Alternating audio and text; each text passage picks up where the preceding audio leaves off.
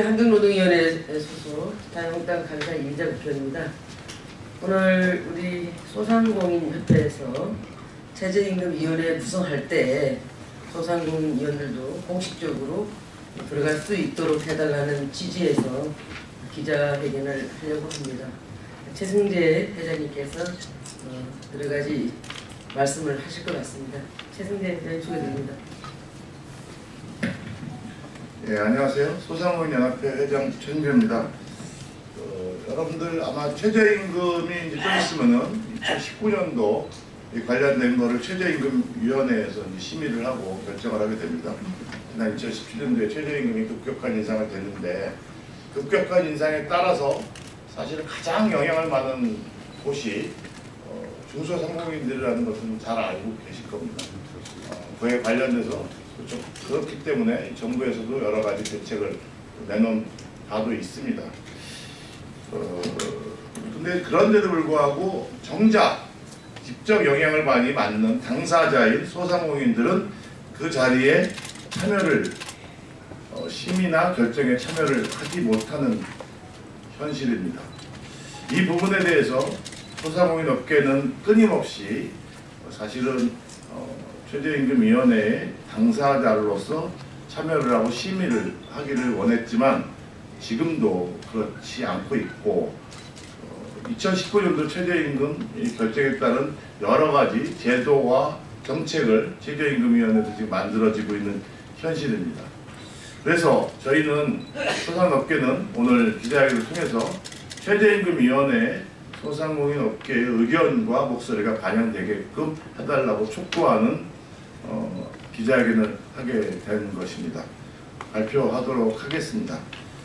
고용노동부 장관은 최저임금위원회에 소상공인의 참여를 보장하라, 소상공인과 중기부가 배제된 최저임금위원회 구성을 개편하라, 사상 최대 금액인 1,060원이 올라 7,530으로 결정된 2018년도 최저임금과 관련하여 소상공인들이 사업적으로 감당하기 힘든 상황에서도 자기 근로시간을 늘려가며 고용을 유지하며 변화하는 경영 환경에서도 생존 경쟁에 나서고 있는 현실입니다.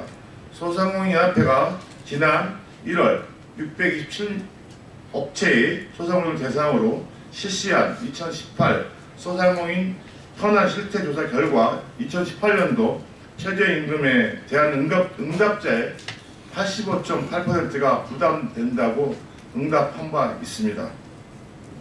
이렇듯 최저임금 문제는 소상공인의 생존과 직결된 문제임에도 불구하고 정작 이 문제를 직접적으로 다루는 최저임금위원회에는 소상공인 대표가 공식적으로 들어가고 있지 못한 작금의 현실은 최저임금위원회의 신뢰성 문제와 그 결과물인 최저임금 결정안 자체에 심각한 의문을 제기할 수밖에 없는 상황이 벌어질 수 있음을 제기하지 않을 수 없는 것입니다. 현재 최저임금위의 구성 총 27명은 사용자 측 9명, 근로자 측 9명, 공익위원 9명, 정부 측 특별위원 3인으로 구성되어 있습니다. 이 중 사용자 측의 9명의 구성은 대한상공회의소, 경총, 중소기업 중앙회 등으로 추천을 받아 고용노동부 장관이 제청하는 형태이나, 정작 소상공인을 대표하는 법정 경제단체인 소상공인협회에는 추천권이 부여되지 않아 위 단체들이 소상공인협회 소속 단체장 등을 일부 추천한 대로 진행되어 왔습니다.